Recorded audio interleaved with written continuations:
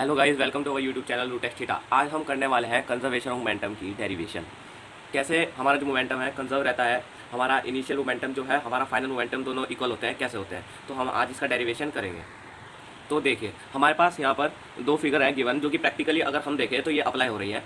हमारा before collision में दो हमारे पास मास ऑब्जेक्ट है, हमारे पास दो, एक m1 मास का है और एक m2 मास का है। m1 मास का जो है वो m2 की तरफ u1 वेलोसिटी से जा रहा है। इनिशियल वेलोसिटी इसकी u1 है और m2 की इनिशियल वेलोसिटी u2 है। क्योंकि अगर हमें m2 को m1 को m2 के साथ अगर कोलाइड कराना है तो हमें पता है कि u1 जो वेलोसिटी है वो ज़्यादा होनी चाहिए। अगर u2 वेलोसिटी ज़्यादा होगी या कम होगी तो ये आगे निकल जाएगा और ये इसके साथ कोलाइड कभी होगा ही नहीं। लेकिन अगर u2 हमारी वेलोसिटी कम होगी और अगर हमारी u1 वेलोसिटी ज़्यादा होगी तो हमारा जो m1 है वो m2 के साथ कोलाइड कर जाएगा। और जब हमारा m1 m2 के साथ कोलाइड कर जाएगा तब हमारी वेलोसिटीज़ भी चेंज हो जाएंगी। जैसे अगर हमारा m1 m2 के साथ अगर टकराया तो हमारी m1 की वेलोसिटी थोड़ी कम भी हो सकती है ना, क्योंकि उसकी u1 जो है वो u2 से हमेशा ही ज़्यादा रहेगी। u1 u2 से ज़्यादा रहेगी, तभी वो हमारा उससे टकरा पाएगा। और अगर जब टकरा जाएगा तो हमारी u1 चेंज हो जाएगी, जिस वजह से हमारी m2 की जो वेलोसिटी है वो भी चेंज हो जाएगी। v2 हम उसको नाम दे देंगे और m1 की जो वेलोसिटी होगी फाइनल वेलोसिटी आफ्टर कोलिजन उसको हम v1 बोल देंगे और m2 की जो फाइनल वेलोसिटी होगी आफ्टर कोलिजन उसको हम v2 बोल देंगे। अब हम क्या करेंगे, जो हमारा m1 है हम उसको a नाम दे देंगे और जो हमारा m2 है हम उसको b नेम दे देंगे, ताकि हमें स्टेटमेंट लिखने में कोई प्रॉब्लम ना आए। तो अब हम इसका मैथमेटिकली कैसे हम इसको प्रूव करेंगे उसका एक्सप्रेशन हम शुरू करते हैं। देखिए, पहले हमें क्या निकालना होगा, change in momentum of object A. तो अब हमारा चेंज इन मोमेंटम क्या होगा, चेंज इन मोमेंटम हमारा होगा m1 v1 minus m1 v1। ये हमारा फाइनल मोमेंटम और ये हमारा इनिशियल मोमेंटम है। हमेशा हम फाइनल मोमेंटम में से इनिशियल मोमेंटम को जब हम माइनस करेंगे तो हमारा चेंज इन मोमेंटम निकल कर आता है।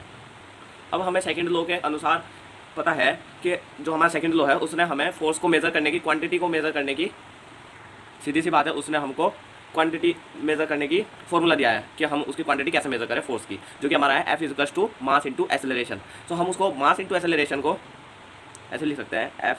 हम पहले F1 निकालेंगे जो कि हमारे ऑब्जेक्ट ए की होगी, जो हमारे ऑब्जेक्ट ए ने ऑब्जेक्ट बी पर लगाई होगी।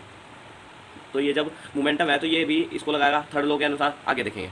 तो F1 हमारा होगा m इंटू ए, जो जिसको हम ऐसे भी लिख सकते हैं mass v minus U upon में टी, हमारा M V minus M U upon T.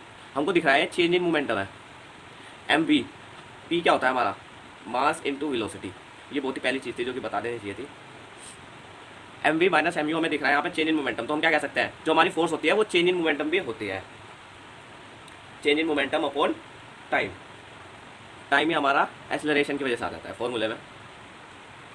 अब हम इसको अपनी रिक्वायरमेंट के अनुसार लिखेंगे। हम F1 को लिखेंगे m1 v1 माइनस m2 नहीं m2 नहीं m1 u1 अपॉन में टाइम। हमारी ये फोर्स है जो ऑब्जेक्ट ए ऑब्जेक्ट बी पर अप्लाई कर रहा है। ऑब्जेक्ट ए अप्लाइंग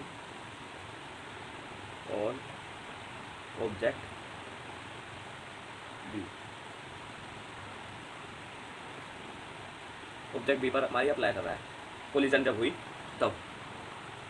अब हम ऐसे ही बी का चेंज इन मोमेंटम निकाल लेंगे कि बी के मोमेंटम में क्या चेंज आया। तो हमारा change in momentum the change in P लिख दे रहा हूँ मैं मोमेंटम को, पी ऑफ ऑब्जेक्ट बी हमारा होगा m2 v2 minus m2 u2। ठीक है, यहाँ तक सब क्लियर है, कोई डाउट नहीं होना चाहिए, क्योंकि हमने सिर्फ अभी तक बी का दोबारा, जैसे हमने ए का निकाला था ऐसे ही हमने बी का निकालना है। ठीक है, क्योंकि वो भी तो ऑब्जेक्ट है, वो भी हमारा फोर्स मास जो हमारा 1 है m1 उस पर अप्लाई कर रहा होगा m2 जब कोलिजन हुआ होगा यहाँ पे कहीं पे, आगे जाके यहाँ पे कहीं पे अगर हमारा कोलिजन हुआ होगा तो यहाँ पर दोनों एक दूसरे पे फोर्स अप्लाई कर रहे हैं, क्योंकि हमने थर्ड लॉ पढ़ा है न्यूटन का, to every reaction there is equal and opposite reaction. Opposite reaction है तो उसकी वजह से हमारा जो फॉर्मूला में साइन माइनस में आ जाता है। तो आगे हम देखते हैं F2 जो हमारी बी ने फोर्स लगाई ए पर। पहले क्या कर रहा था, हमारा ए जो था कोलिजन में बी पर फोर्स लगाता, लेकिन हमें थर्ड लॉ के अनुसार पता है कि बी भी तो हमारा ए पर लगाएगा force. To every reaction there is equal and opposite reaction जैसा भी कहा, तो हम इसको ऐसे लिखते हैं ना, M B minus M U upon T, change in momentum upon time, हमने ऊपर देखा था। तो अब हम इसको क्या लिख सकते हैं, बी के according m2 v2 minus m2 u2 upon में t। अब ये हमारी फोर्स निकल गई बी की, B2 A, जो बी ने ए पर लगाई। अब हमें पता है थर्ड लॉ के according, by third law of motion, जो हमारी F1 होगी वो माइनस F2 के इक्वल होगी। क्यों, ऐसा क्यों? क्योंकि यहाँ पर अपोजिट हमारी जो है फोर्सेज एक्ट कर रही है। टू एवरी एक्शन, अगर कोई भी एक्शन हुआ है तो उसका अपोजिट रिएक्शन भी होगा, जो कि अपोजिट साइन के साथ आएगा। अगर आपने कोई भी बॉल ज़मीन पर फेंकी तो वो ऊपर आएगी उसी फोर्स के साथ, वो थोड़ी ग्रेविटेशनल फोर्स की वजह से थोड़ी रिड्यूस हो जाएगी उसकी हाइट आने में ऊपर, लेकिन जब भी वो आएगी ना ऊपर तो हमारी जो नीचे हमारी फोर्स लगी होगी, पहले हमने बॉल पर फोर्स दी जिस वजह से वो नीचे गई, और फिर वही फोर्स हमारी जो ग्राउंड से ऊपर आई बॉल पर लगी, लेकिन अपोजिट डायरेक्शन में लगी जिस वजह से वो अपोजिट डायरेक्शन में उछली। अब हम इस रिलेशन की वजह से दोनों जो फोर्सेज हमारी निकली थी F1 और F2 को हम इक्वल पुट कर सकते हैं। तो कर देते हैं, m1v1 minus m1u1 is equals to minus m2v2 minus m2u2। इसको लिख सकते हैं m1v1 minus m1u1 equals to minus m2v2 और प्लस हो जाएगा हमारा ये m2v2। अब हम माइनस का जो हमारा m2v2 है इसको इधर ले आएंगे, हमारा हो जाएगा m2v2 माइनस m1v1, नहीं प्लस में m1v1 है, इक्वल्स टू m2v2, ये हमारा u है,